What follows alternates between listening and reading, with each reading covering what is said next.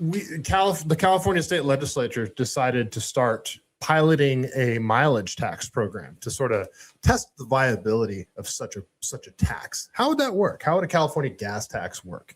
And people have been reporting lately that there is, in fact, going to be a gas tax. That's not necessarily true, but it's probably going to happen just by the sheer fact that they're testing the program and they're spending a bunch of money doing it.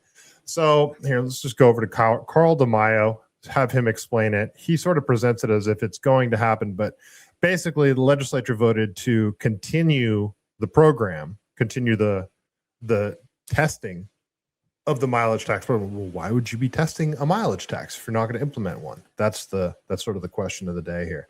So let's go over to Carl DeMaio. He explains what's going on with the legislature, and then we're going to go over to Ashley Zavala and listen to what she has to say.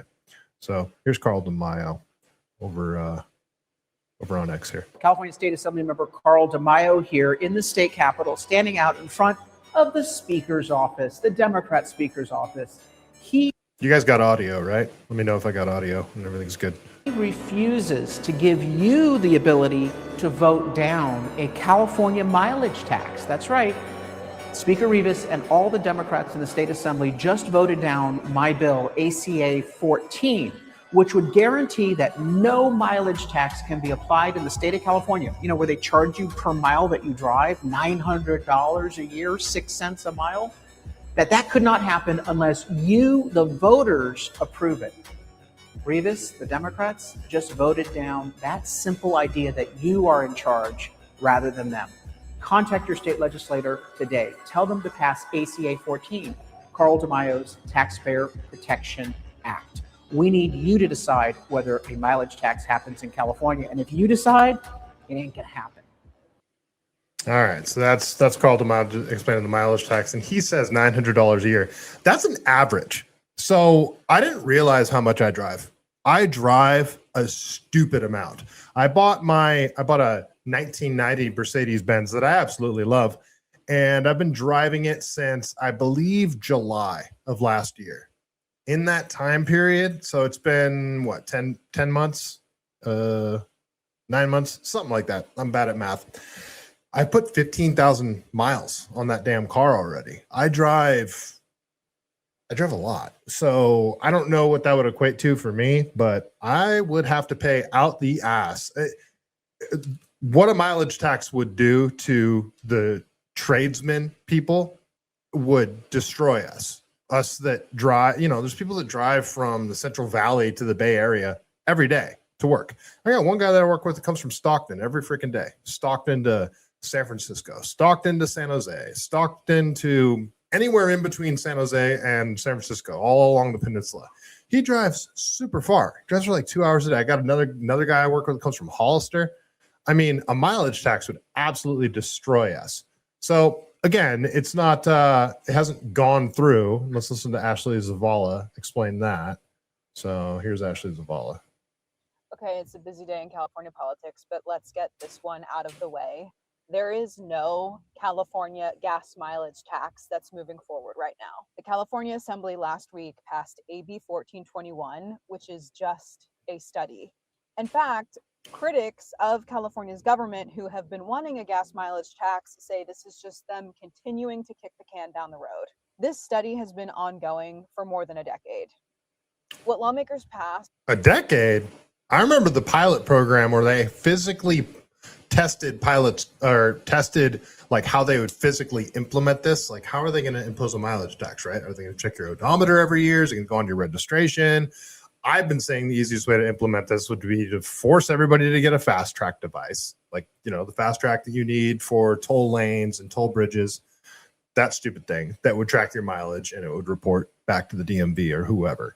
So, but from my knowledge, it had only been going on since 2024, August of 2024, where they were paying Californians to drive around.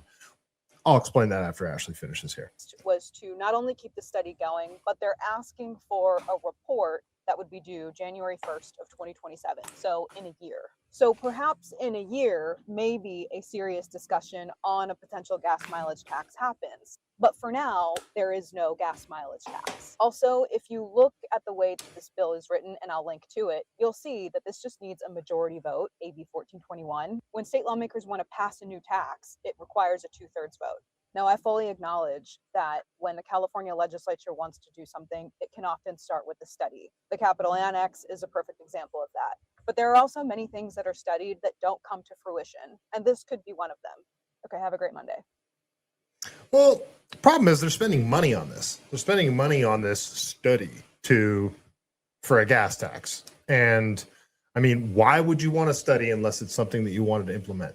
And she mentions how if it's a new tax, it would require a 2/3 majority of the California State Assembly. Well, they got a California Democrat supermajority. And fortunately on this one, I even think Democrats would vote against this. I think this is only like the most radical of the insane Democrats that would vote on this. And there actually seems to be some signs that some of these Democrats are starting to sort of break ranks, and we'll get into that in a second here. But so I asked Grok. I wanted Grok to give me a breakdown. So I asked Grok, give me the details surrounding the California gas mileage tax.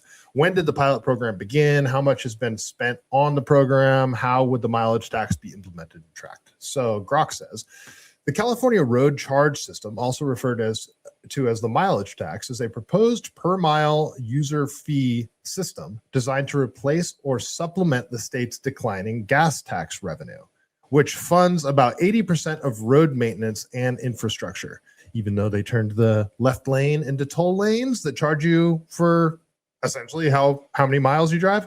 Anyway, the decline stems from increasing vehicle fuel efficiency, the rise of electric vehicles, and alternative fuel sources, prompting the state to explore sustainable alternatives since the passage of the Senate Bill 1077 in 2014, which establishes a technical advisory committee to study the concept. So that's what Ashley was talking about there, over 10 years. So Bill 1077 in 2014, which established a technical advisory committee to study the concept.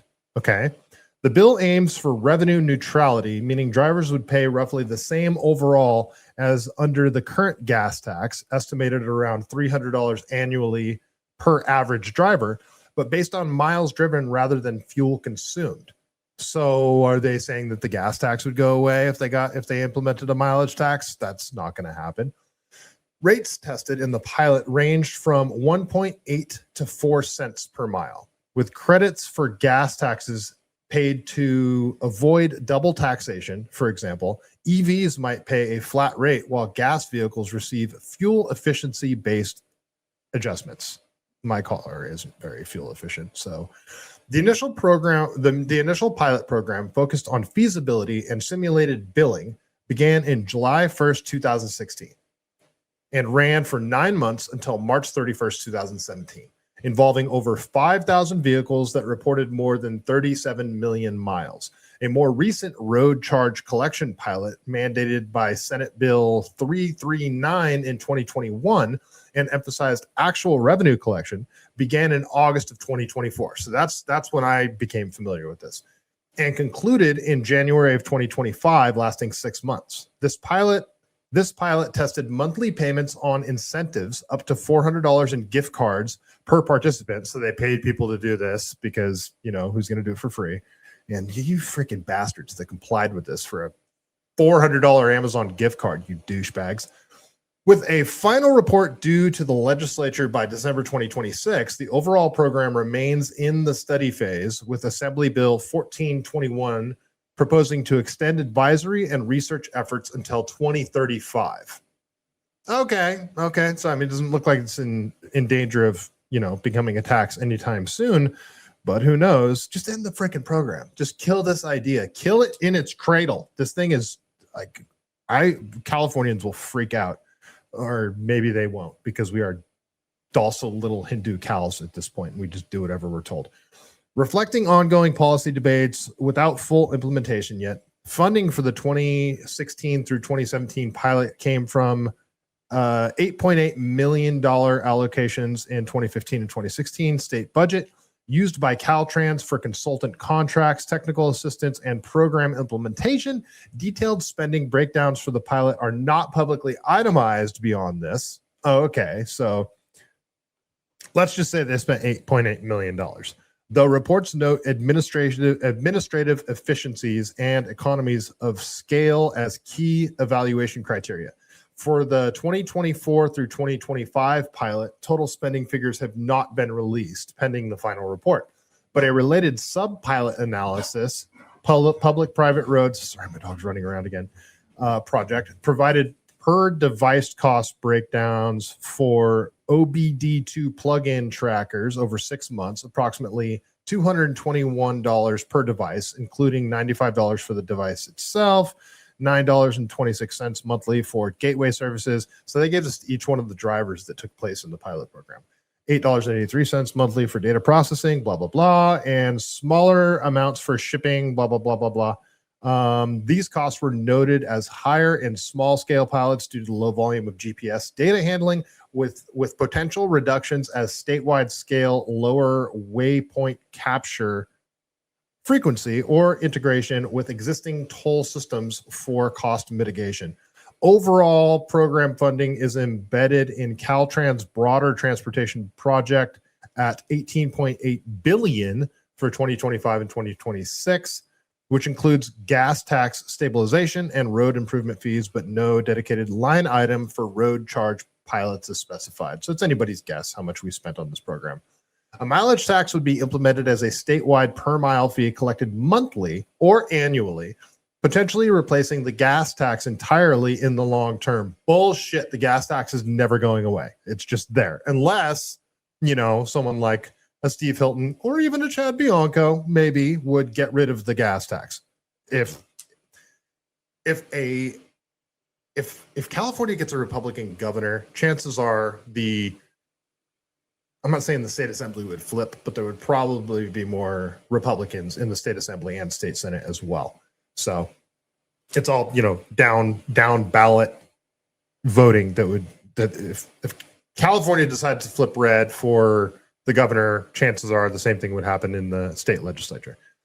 2.5 cents per mile for light duty vehicles under 10,000 pounds, higher for heavy duty based on weight, and credits applied for any gas tax paid. Bullshit, not happening. Enforcement could involve integration with the DMV registration renewals. I called that. I've been talking about this for months. Audits or cross checks with odometer readings through pilot focused on voluntary compliance and simulated payments to test mechanics without actual revenue transfer. Privacy protections are emphasized. Right. Well, Palantir just did leave California and went to Florida, so maybe that's true. Requiring minimum personal data collection, example, no ongoing location storage, and third-party security audits. Tracking would offer multiple user choice options to accommodate privacy concerns and vehicle types, avoiding mandatory GPS. So different methods are odometer / photograph and reading, plug-in device for your OBD2 plug-in, vehicle telemetrics, meaning uses built-in connected car system, OnStar, that kind of stuff, and then a smartphone app forcing you to download an app. So those would be the methods in which they would impose this. These methods were tested in both pilots with automated options showing a 0.3% to 2.3% median error rate in distance measurements.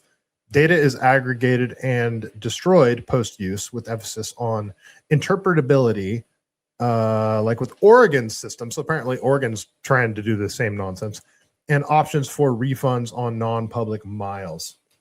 So it does seem that Carl DeMaio and some people are kind of blowing this out of proportion, probably for political reasons.